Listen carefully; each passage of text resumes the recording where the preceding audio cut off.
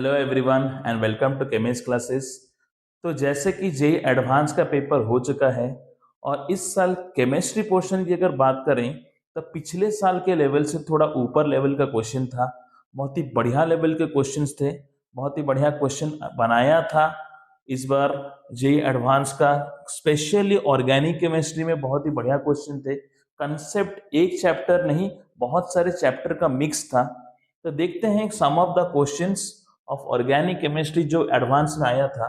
तो पहला क्वेश्चन है जो बोल रहा है कि नेचुरल रबर अपना जो होता है, अपना जो नेचुरल रबर होता है उसको अगर हम ओजोनोलिसिस उसकी कराएं, अगर उसकी ओजोनोलिसिस अगर हम कराएं जिंक H2O, तो ये हमको क्या देता है, ये एक एक्स प्रोडक्ट देता है और ये X product positive tolerance test भी दे रहा है, पॉजिटिव टॉलरेंस टेस्ट भी दे रहा है, उसके साथ साथ पॉजिटिव आयोडोफॉर्म टेस्ट भी दे रहा है। अब हमको पता है कि कौन सा ग्रुप पॉजिटिव आयोडोफॉर्म टेस्ट देता है, जिसके पास या तो COCH3 ग्रुप हो या फिर CHOHCH3 मिथाइल कीटोन वैसा टाइप का ग्रुप हो, तो वो हमको आयोडोफॉर्म टेस्ट दे सकता है। और पॉजिटिव टॉलरेंस टेस्ट कौन देता है, जिसके पास एल्डिहाइड ग्रुप हो, वो आराम से हमको टॉलरेंस टेस्ट दे सकता है। तो ये तो कंफर्म हो गया कि अपना एक्स के पास ये दोनों चीजें होंगी। तो देखते हैं नेचुरल रबर एक्चुअली होता क्या है। नेचुरल रबर अपना 1,3-ब्यूटाडाइन जैसा ही होता है, जिसमें हम सेकेंड पोजीशन पे क्या करते हैं, सेकेंड पोजीशन पे मिथाइल ग्रुप लगा देते हैं। तो ये हो गया अपना क्या 1,3 या फिर 2 मिथाइल 1,3-ब्यूटाडाइन। इसका जब पॉलीमराइजेशन होता है तो ये हमको क्या कंपाउंड देगा, सी तो एज इट इज रहा, ये हो गया अपना CH3 डबल बॉन्ड CH2, ठीक है।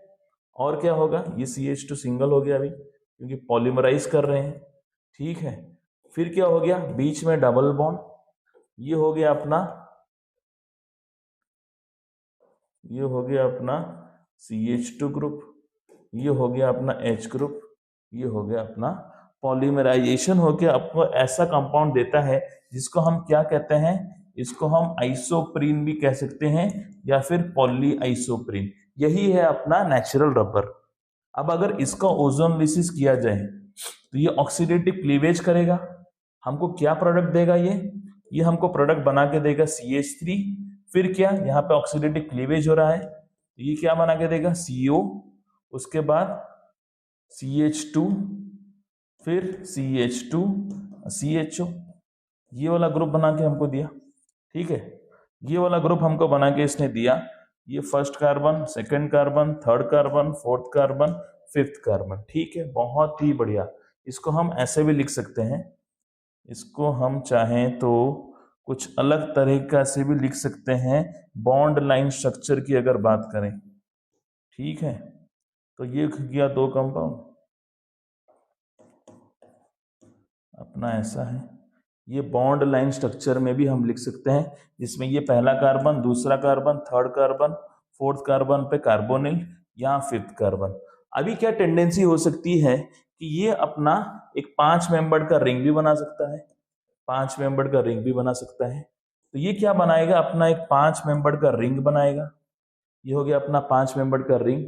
और क्या हम देख सकते हैं, 5 मेंबर का रिंग बनाया और हम देख सकते हैं यहाँ पे एक डबल बॉन्ड का फॉर्मेशन होगा फिफ्थ और फर्स्ट के बीच में, फिफ्थ और फर्स्ट के बीच में 1 2 3 4th 5th, अगर ये है तो इनके बीच में एक डबल बॉन्ड का फॉर्मेशन होगा, ये कार्बन है और यहाँ पे अटैक होगा, तो ऑब्वियसली यहाँ वाटर निकलेगा, तो वहां पे जरूर एक डबल बॉन्ड का फॉर्मेशन होगा। और अपना फोर्थ पोजीशन पे क्या है, एक कार्बोनिल ग्रुप है, तो ऐसा कुछ कंपाउंड दिया उसने। तो ये कौन सा ऑप्शन है, ये वाला ऑप्शन अपना हो सकता है पहला ऑप्शन। तो बहुत ही बढ़िया लाइफ का क्वेश्चन था, बहुत ही बढ़िया क्वेश्चन जे एडवांस के पेपर में आया था। तो ये सब ऑप्शन तो देख के ही आप ओमिट कर सकते हैं, ये तो बिल्कुल दे ही नहीं सकता। हाँ, ये 7 मेंबर 1 2 3 4 5 6 7, तो ओमिशन ऑफ द ऑप्शन भी बहुत ज्यादा इंपॉर्टेंट है, आपको ओमिट करना आना पड़ेगा। 3 मेंबर का रिंग, ये तो बहुत ही अनस्टेबल कंपाउंड है, तो ये बनेगा ही नहीं। अब इन दोनों में से कौन सा एक हो सकता था, तो हमने देख लिया कि पहला कंपाउंड अपना प्रेफरेबल है, इस क्वेश्चन का आंसर अपना होगा ए, ठीक है। बहुत ही बढ़िया है। अब दूसरा क्वेश्चन देखते हैं। दूसरा क्वेश्चन क्या कह रहा है कि हमने एनिलीन की रिएक्शन की CH3CO ट्वाइस के साथ, CH3CO ट्वाइस के साथ, मतलब एसिटिक एनहाइड्रेट के साथ। तो वो हमको क्या बना के देगा? वो हमको बना के देगा एसिटिनालाइड। अरे हाँ कि नहीं, एसिटिनालाइड बना के देगा। एसिटिनालाइड जो एक प्रोटेक्टिंग ग्रुप होता है, एक प्रोटेक्टिंग ग्रुप होता है। हम क्यों प्रोटेक्टिंग ग्रुप यूज करते हैं? Because aniline is a very strong activating group, बहुत ही स्ट्रॉन्ग एक्टिवेटिंग ग्रुप है। ऑर्थो मेटा पारा हर जगह से वो करेगा क्या? अपना सब्स्टिट्यूएंट लगाएगा। तो इसीलिए हमने इसको प्रोटेक्ट कर दिया। तो अभी हमको एक ही मोनो प्रोडक्ट मिलेगा। हम नाइट्रेशन कर रहे हैं तो हमको क्या मिलेगा? हमको एक पारा प्रोडक्ट मिलेगा।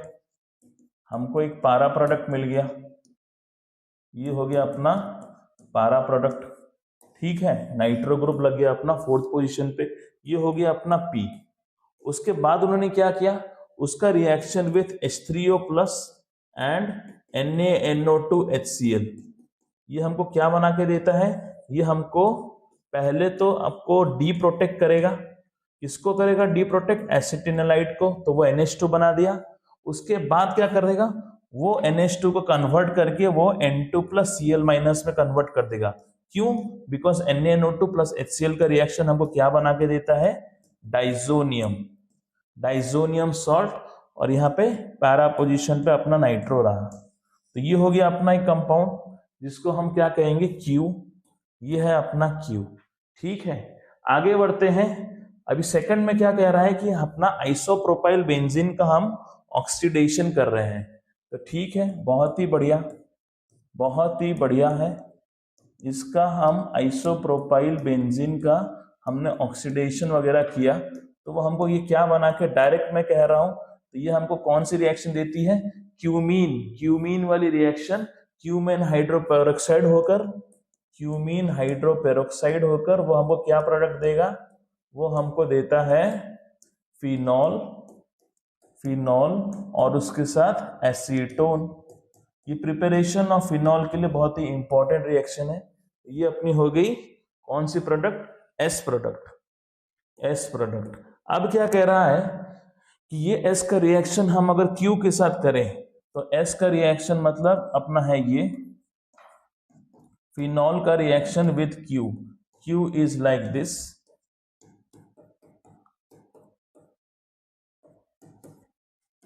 और यहाँ पे क्या था? NO2।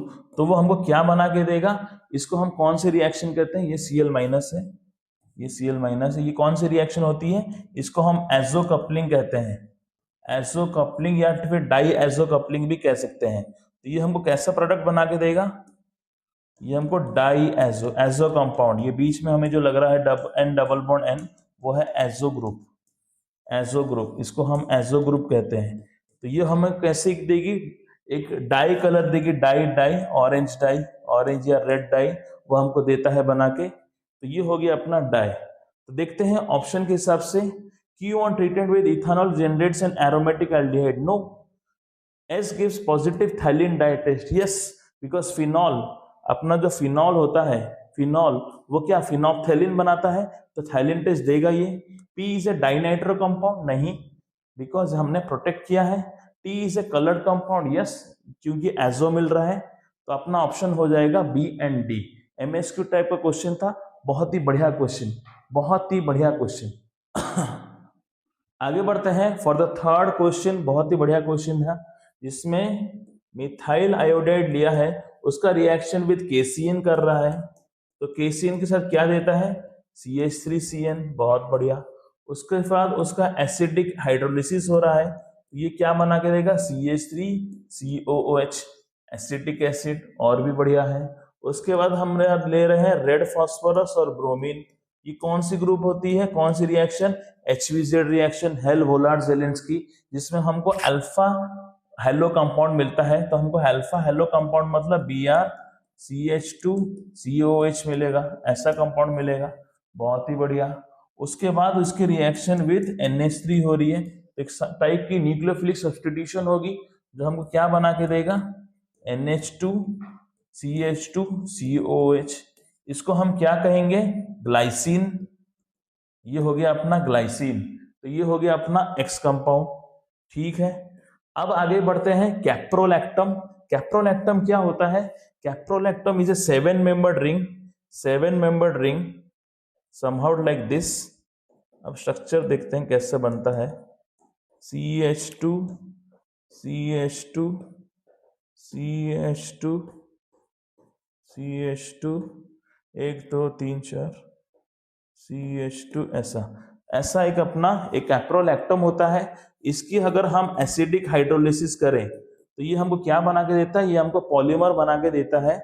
ये हमको पॉलीमर बना के देगा, ये हमको पॉलीमर बना के देगा। ठीक है, ये हमको पॉलीमर बना के दे रहा है। जब ये दोनों मिल जाएंगे, पहले तो कंपाउंड हमको हाइड्रोलिसिस करने पर ये मिलेगा NH2 CH2 होल 5 COH। ठीक है, ये हमको मिल गया कौन सा? Y compound. X मिल गया हमको ग्लाइसिन, और हमको Y मिल गया कैसा? Amino caproic acid. ठीक है, एक एसिड है, एक एमीन ग्रुप भी है। हाँ, एमिनो कैप्रोइक एसिड भी हम इसको कह सकते हैं। अब ये क्या कर रहा है?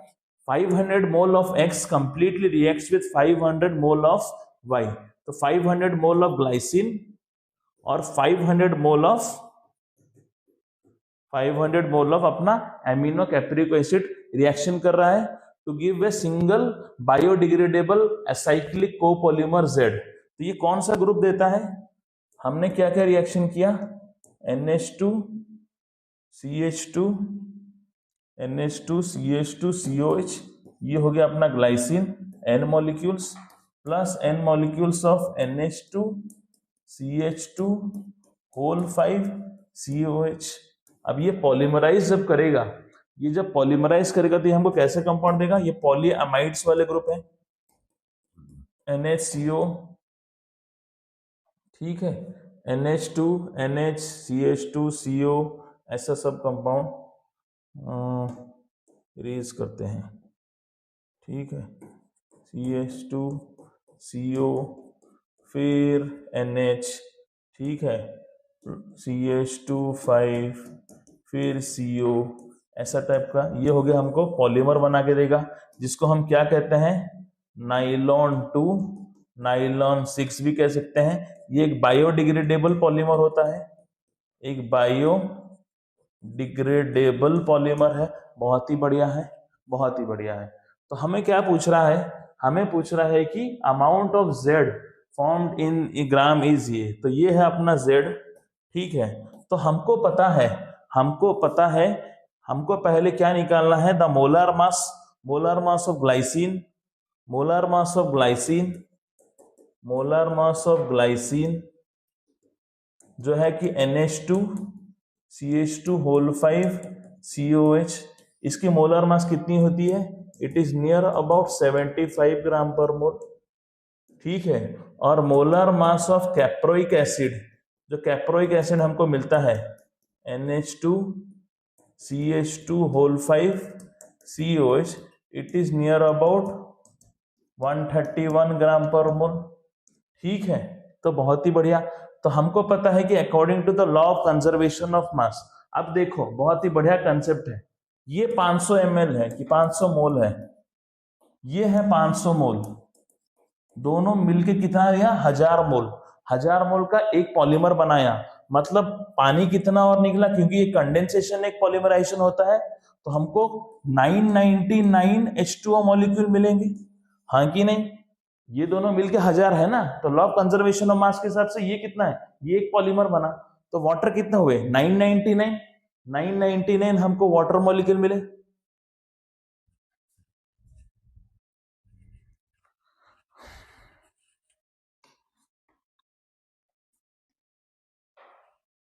नाइन 999 हमको वाटर मॉलिक्यूल मिले। तो हम क्या कह सकते हैं कि पहले तो मास ऑफ रिएक्टेंट की अगर बात करें तो कितना होगा?